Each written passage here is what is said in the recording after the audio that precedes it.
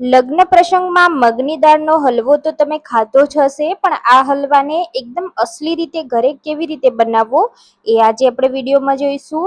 આ રીતે તમે બનાવશો તો એકદમ લગ્ન પ્રસંગમાં બનશે એવો શીરો ઘરે તૈયાર થઈ જશે.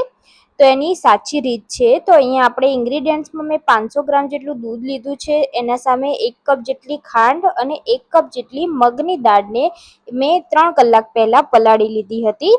તો આપણે પલાળીને દાળ લેવાની છે, જેથી તેનો અસલી ટેસ્ટ આવશે. તો અને દૂધ પણ આપણે 500 ગ્રામ જેટલું લેવાનું છે. તો હવે આપણે દૂધને એક બાજુ ઉકાળવા મૂકી દઈશું અને દાળમાંથી પાણી નિતારી દાળને આપણે પીસવાની છે.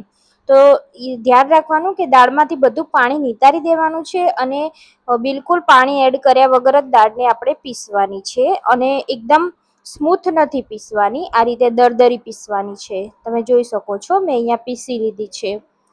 તો દાળ આપણી પીસાઈ ગઈ છે. હવે આપણે હલવો બનાવવાનું શરૂ કરીશું. તો હલવો બનાવવા માટે એક આપણે જાડા તળિયાવાળી કે પછી નોનસ્ટિક પેન લેવાની છે, જેથી નીચે ચોટે નહીં.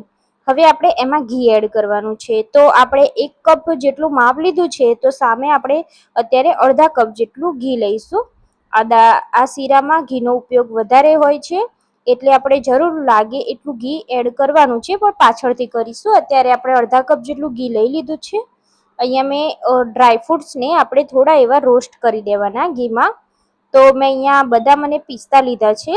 તો એને આપણે ગોલ્ડન બ્રાઉન કલર જેવા થાય ત્યાં સુધી આપણે તેને રોસ્ટ કરી લઈશું. ડ્રાયફ્રૂટ્સ આપણા સરસ એવા સતરાઈ ગયા છે. હવે આપણે એને બહાર કાઢી લેવાના છે. હવે આપણે એમાં સોજી એડ કરી દેવાની છે.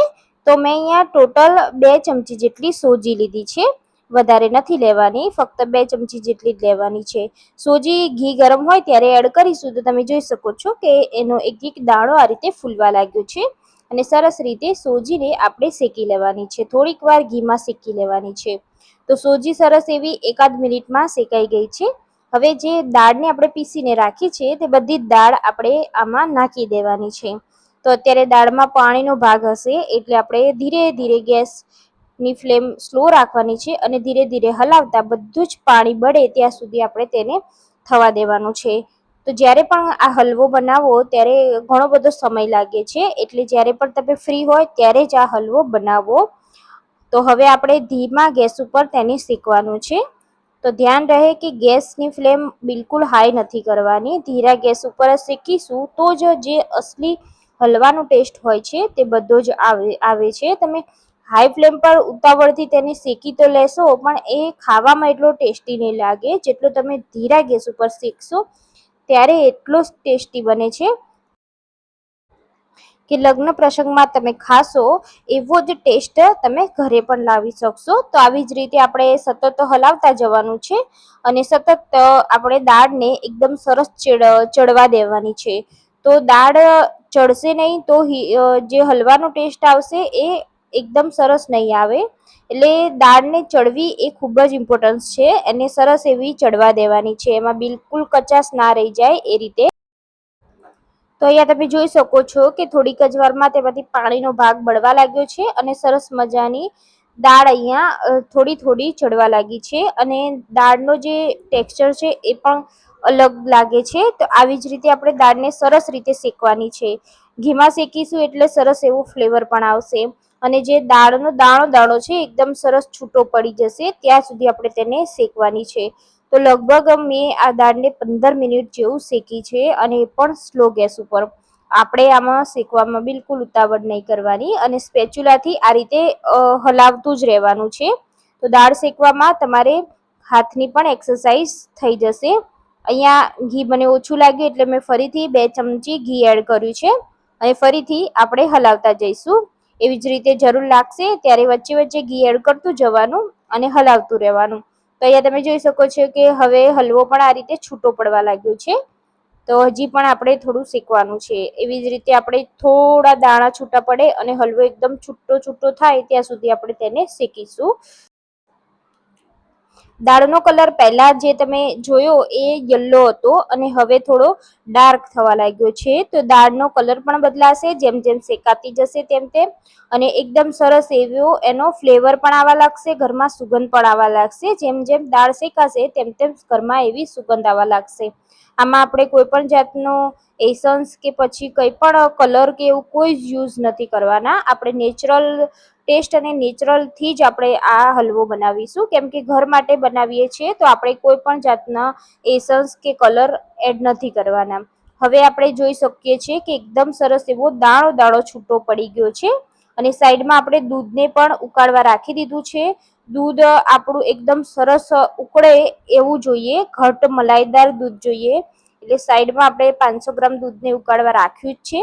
તો તમે જોઈ શકો છો કે આ રીતે એકદમ સરસ એવો આપણી મગની દાળ શેકાઈ ગઈ છે. આ રીતે એનો એકદમ દાળો દાળો પણ છૂટો પડવા લાગ્યો છે અને બધું જ પાણી ગાયબ થઈ ગયું છે અને સરસ એવી દાળ પણ શેકાઈ ગઈ છે. તો અહીંયા આપણી પરફેક્ટ દાળ શેકાઈ ગઈ છે. હવે આપણે એમાં દૂધ નાખવાનું છે. તો દૂધ મેં ઉકાળવા માટે રાખ્યું જ છે સાઈડમાં. તો દૂધ આપણે ગરમ જ એડ કરવાનું છે, એટલે ધ્યાનથી આપણે દૂધને ગરમ ગરમ આમાં એડ કરી દઈશું. મલાઈ સાથે જ થોડું થોડું કરતા જઈ આપણે દૂધ એડ કરવાનું છે. તો તમે જોઈ શકો છો કે આપણે દૂધ એડ કરી ફટાફટ જ આપણે તેને હલાવતું રહેવાનું છે, જેથી તેમાં લમ્સ ના બની જાય. એવી જ રીતે આપણે હલાવવાનું છે ફટાફટ જ. તો તમે જોઈ શકો છો કે સરસ મજાનું દૂધ એડ કર્યા પછી એ દાળ એકદમ સરસ ફૂલી ગઈ છે. તો હજી પણ આપણે એને થવા દેવાની છે. તો આ રીતે આપણે દાળને શેકવાની છે. તો આ પ્રોસેસ થોડી લાંબી લાગશે, પણ આ રીતે તમે બનાવશો તો હલવો ખૂબ જ ટેસ્ટી લાગે છે. અને જ્યારે પણ લગ્ન પ્રસંગમાં તમે ખાતા હોય ત્યારે આ જ રીતે બનાવવામાં આવે છે, દાળને પલાળી અને આ રીતે શેકીને. તો હવે દૂધ બધું ઓબ્ઝર્વ થઈ ગયું છે અને શીરો પણ આપણો બનવા આવ્યો છે, તમે જોઈ શકો છો. તો આ રીતે આપણે સતત હલાવતા જવાનું છે. તો ટોટલ અહીંયા મેં દૂધ એડ કર્યા પછી 5 મિનિટ જેટલું આ રીતે હલાવ્યું છે.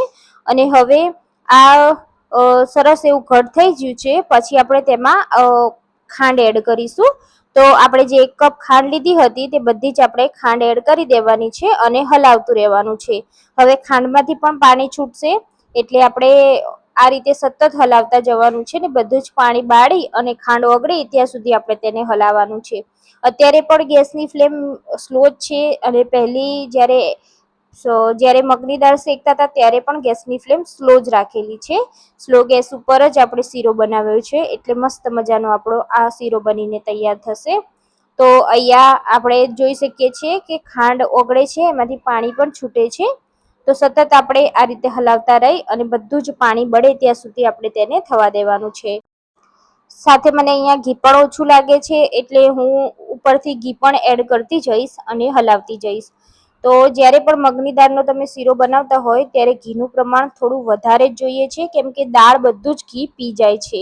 એટલે ઘી વધારે પી જાય છે, એટલે વધારે ઘીનો ઉપયોગ થાય છે. તો તમે જોઈ શકો છો એકદમ સરસ મજાનો આપણો શીરો બનીને તૈયાર છે. એમાં આપણે બધી જ ખાંડ ઓગાળી દીધી છે અને બધું જ સરસ રીતે શેકી પણ લીધું છે. તો આપણો આ શીરો બનીને હલવો બનીને તૈયાર છે. તો આપણે લાસ્ટમાં આમાં જે આપણે ડ્રાયફ્રૂટ્સને શેકીને સૌથી પહેલા રાખ્યા છે તે બધા જ આપણે આમાં એડ કરવાના છે. તો વધેલું બધું ઘી આપણે લાસ્ટમાં એડ કરી દેવાનું છે અને મિક્સ કરી લેવાનું છે. તો તમને લાગશે કે ઘી ઘણું બધું વપરાયું છે, પણ ટોટલ 1 કપ જેટલું ઘી વપરાય છે. તો ડ્રાયફ્રૂટ્સ બધા એડ કરી ગરમા ગરમ આપણે શીરાને સર્વ કરીશું. તો જ્યારે પણ કોઈ મહેમાન આવવાના હોય કે પછી તમને ક્યારે પણ ગળ્યું ખાવાની ઈચ્છા થતી હોય ને સ્પેશિયલી મગની દાળનો હલવો ખાવો હોય તો તમે આ રેસીપીથી આ શીરો બનાવશો તો બહુ જ ટેસ્ટી અને એકદમ લગ્ન પ્રસંગમાં બને તેવો તૈયાર થઈ જશે. તો શીરો આપણો અહીંયા બની ગયો છે. ગરમા ગરમ શીરાને આપણે સર્વ કરીશું. તો તમે પણ ફ્રેન્ડ્સ આ શીરાની રેસીપી એકવાર જરૂરથી ટ્રાય કરજો. તમારા ફેમિલી અને ફ્રેન્ડ સાથે રેસીપીને શેર જરૂરથી કરી દેજો. ચેનલ પર નવા છો તો પ્લીઝ ચેનલને સબસ્ક્રાઈબ કરવાનું ના ભૂલશો. ચેનલને સબસ્ક્રાઈબ નથી કરી તો સૌથી પહેલા ચેનલને સબસ્ક્રાઈબ કરી લેજો. બાજુમાં આપેલા બેલ આઇકોન દબાવી દેજો, જેથી નવી નવી રેસીપીના નોટિફિકેશન મળે. તો ફરી મળીશું.